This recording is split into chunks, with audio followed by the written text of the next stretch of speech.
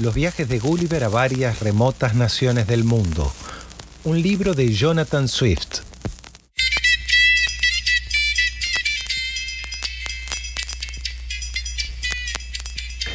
La parte tercera.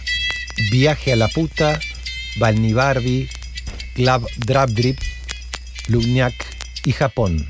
Capítulo primero. El autor emprende su tercer viaje. Es apresado por unos piratas, malicia de un holandés, su llegada a una isla, es acogido en Laputa. No llevaba en casa más de 10 días cuando vino a verme el capitán William Robinson, jefe de Cornwallis, que mandaba el Hopewell, un sólido barco de 300 toneladas. Yo había ido de cirujano de otro barco, del que él era patrón, y propietario de una cuarta parte en el viaje al Levante. Siempre me había tratado más como un hermano que como un oficial inferior, y al enterarse de mi llegada, vino a hacerme una visita, según deduje, solo por amistad, porque no hablamos de otras cosas que las habituales después de largas ausencias. Pero tras repetir la visita muchas veces y manifestar su alegría por verme en buena salud, me preguntó si me había estabilizado ya definitivamente, añadiendo que se proponía hacer un viaje a las Indias Orientales en el espacio de 2 meses. Por último, me invitó claramente, aunque con disculpas, a ir de cirujano, que tendría a mis órdenes a otro cirujano, además de nuestros 2 oficiales, que mi sueldo sería el doble de la paga habitual, y que teniendo en cuenta que mis conocimientos en asuntos de la mar eran al menos iguales a los suyos, asumiría tomar cualquier medida conforme a mi consejo, tanto como si tuviera parte en el mando. Dijo tantas cosas amables y se sabía tan honrado que no pude rechazar su proposición. Las ansias de ver el mundo, a pesar de mis pasadas desventuras, seguían siendo tan grandes como siempre. La única dificultad estaba en convencer a mi esposa. Sin embargo, obtuve finalmente su consentimiento por la perspectiva de unas ganancias que ella deseaba para sus hijos. Zarpamos el día 5 de agosto de 1706 y llegamos al fuerte Saint George el 11 de abril de 1707. Estuvimos allí 3 semanas a fin de que la tripulación se repusiera, dado que muchos hombres estaban enfermos. De allí fuimos a Tonquín, donde el capitán decidió continuar algún tiempo porque gran parte del género que pretendía comprar aún no estaba listo ni esperaba que lo pudiesen expedir en varios meses. Así que, con la esperanza de cubrir ciertos gastos que debía afrontar, compró una balandra, la cargó con varios géneros con los que los tonquineses comercian normalmente con las islas vecinas y tripulándola con 14 hombres, de los que 3 eran del país, me nombró a mí patrón y me dio poderes para comerciar mientras él se ocupaba de sus asuntos en Tonquín. No hacía más de 3 días que habíamos salido cuando se levantó una gran borrasca que nos batió durante 5 días en dirección nor-noroeste y luego al este, después de lo cual tuvimos tiempo despejado, aunque con viento fuerte del oeste. Al 10º día nos persiguieron 2 piratas que no tardaron en alcanzarnos porque la balandra iba tan hundida por la carga que navegaba despacio y tampoco estábamos en condiciones de defendernos. Fuimos abordados a la vez por los 2 piratas que entraron furiosamente a la cabeza de sus hombres, pero al hallarnos tumbados boca abajo, porque así había dado yo orden, nos maniataron con fuertes cuerdas, nos pusieron una guardia y pasaron a registrar la balanda. Observé entre ellos a un holandés que parecía tener alguna autoridad, aunque no mandaba ninguna de las 2 embarcaciones. Se dio cuenta por nuestros rasgos de que éramos ingleses y farfullando en su propia lengua, juró que nos iba a atar espalda con espalda y arrojarnos al mar. Yo hablaba holandés pasablemente, así que le dije quiénes éramos y le supliqué, en consideración a que éramos cristianos y protestantes de países vecinos y en estricta alianza, que pidiese a los capitanes alguna compasión para nosotros. Esto encendió su rabia, repitió sus amenazas y volviéndose a sus compañeros habló con gran vehemencia en lengua japonesa, supongo, utilizando muchas veces las palabras cristianos.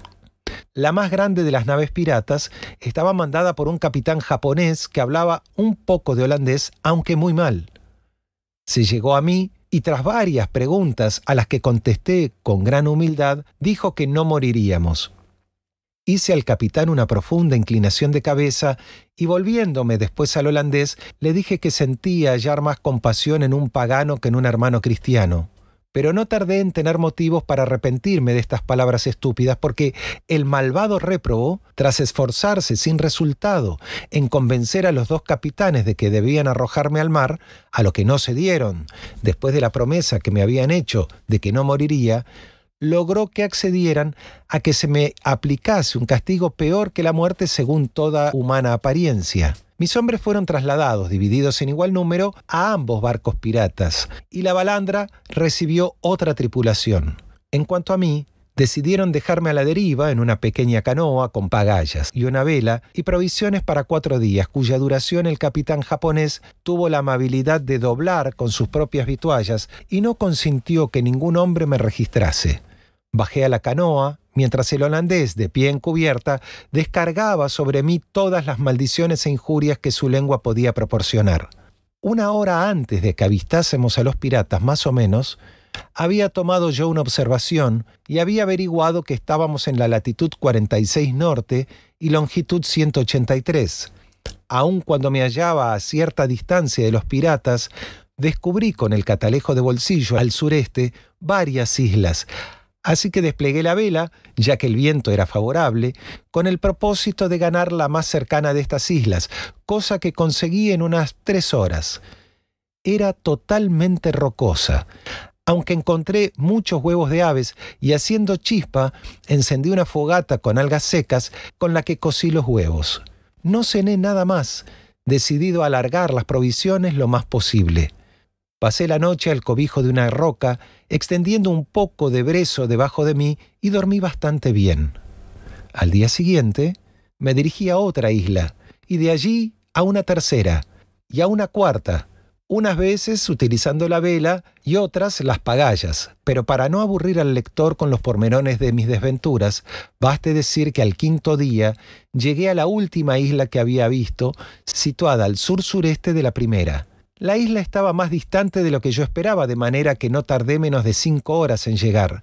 Le di un rodeo casi completo antes de encontrar un lugar conveniente donde desembarcar, que era un pequeño entrante, unas 3 veces el ancho de la canoa.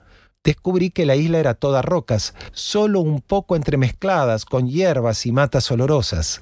Saqué mis escasas provisiones y tras reponer fuerzas, guardé el resto en una cueva de la que había un gran número.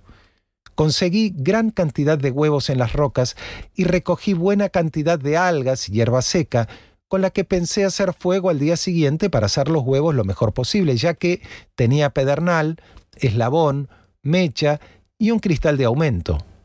Pasé la noche tumbado en la cueva donde había guardado las provisiones. Del lecho me sirvieron las mismas hierbas y algas secas que tenía para hacer fuego. Dormí muy poco, ya que las inquietudes del cerebro prevalecieron sobre el cansancio y me tuvieron desvelado. Pensaba en lo imposible que era sobrevivir en un medio tan desolado y lo desdichado que sería mi fin. Sin embargo, sentía tal indiferencia y desaliento que no tenía ánimo para levantarme. Y antes de que reuniera suficiente valor para salir de la cueva, el día había avanzado ya bastante. Anduve un rato por las rocas, el cielo estaba totalmente despejado y el sol calentaba tanto que tenía que apartar la cara cuando de repente se oscureció. Me pareció a mí, de manera totalmente distinta de cómo ocurre cuando se interpone una nube. Me volví y descubrí entre el sol y yo un cuerpo inmenso y opaco que se desplazaba hacia la isla. Parecía estar a unas 2 millas de altura y ocultó el sol durante 6 o 7 minutos, pero no noté que el aire se volviera más frío ni el cielo más oscuro que si me hubiese puesto a la sombra de una montaña. Al acercarse al lugar donde yo estaba, adquirió aspecto de una masa corpórea, con la parte inferior plana y lisa y resplandeciente a causa del reflejo del mar que tenía debajo. Yo me encontraba en una elevación a unas 200 yardas de la orilla y vi cómo este cuerpo inmenso descendía casi hasta situarse a mi altura, a menos de 1 milla inglesa de distancia. Saqué el catalejo de bolsillo y pude divisar claramente varias personas que subían y bajaban a sus bordes, que parecían en pendiente, aunque no podía distinguir qué hacía esa gente. El natural apego a la vida me inspiró un movimiento interior de júbilo y me sentí inclinado a esperar que esta aventura me ayudara de alguna forma a liberarme del desolado lugar y situación en que me encontraba. Pero a la vez no puede hacerse el lector idea de mi asombro al ver una isla en el aire habitada por hombres capaces, como parecía, de subirla o bajarla o hacer que avanzase según deseaban. Pero dado que no estaba en esos momentos en situación de ponerme a filosofar sobre dicho fenómeno, decidí observar qué curso tomaba la isla, porque de momento se había quedado inmóvil. Pero poco después siguió acercándose y pude ver sus lados, cercados por galerías a distintos niveles, con escalinatas a intervalos para bajar de unas a otras. En la galería de más abajo vi personas pescando con largas cañas y a otras que miraban. Agité el gorro, el sombrero hacía tiempo que se me había estropeado, y el pañuelo hacia la isla. Y al acercarse más, llamé y grité con todas mis fuerzas. Entonces, muy circunspectamente, observé que la multitud se agolpaba en el lado que yo tenía más a la vista. Observé porque señalaban hacia mí y se volvían unos hacia otros que me habían descubierto, aunque no hacían nada por contestar a mis llamadas. Pero distinguí que 5 o 6 corrían apresuradamente escaleras arriba hacia lo alto de la isla y desaparecieron a continuación. Deduje acertadamente que habían sido enviados para recibir órdenes de quien tuviera la autoridad en ese momento. El número de personas fue en aumento, y menos de media hora después pusieron la isla en movimiento y se elevó, de manera que la galería más baja se situó paralela a la altura donde yo estaba, a menos de 100 yardas de distancia. Entonces adopté una actitud de lo más suplicante y les hablé en el tono más humilde, pero no obtuve respuesta. Los que tenía más cerca frente a mí parecían personas distinguidas, como deduje por sus ropas. Hablaban gravemente entre sí, mirando a menudo en mi dirección. Por último, uno de ellos habló en dialecto claro, cortés, suave, no muy distinto del italiano. Así que respondí en esa lengua, esperando al menos que la cadencia fuera más grata a sus oídos. Aunque no nos entendimos, sin embargo adivinaron fácilmente lo que yo les decía, porque la gente se daba cuenta de lo angustioso de mi situación. Me hicieron seña de que bajase de la roca y fuese hacia la orilla, cosa que hice, y elevándose la isla volante a la altura conveniente, con el borde directamente encima de mí, arriaron una cadena desde la galería inferior con un asiento hecho firme en el extremo, en el que me acomodé y fui izado mediante motones.